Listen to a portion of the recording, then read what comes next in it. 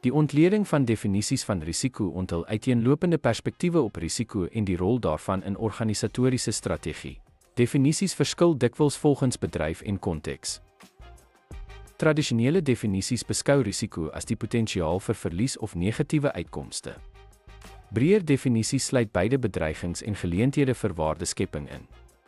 Sommige definisies beklemtoon die onvoorspelbaarheid van toekomstige gebeure en hul uitwerking op doelwitte.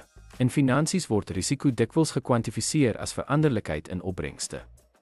Operasionele risikodefinisies fokus op ontwrigtings in prosesse en werkvloei. Strategiese definisies oorweeg risiko's wat mededingende posisionering en marksukses kan beïnvloed.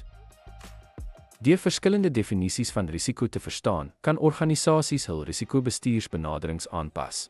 Hierdie analise ondersteun strategiese beleining en verbeter veerkragtigheid oor funksies heen.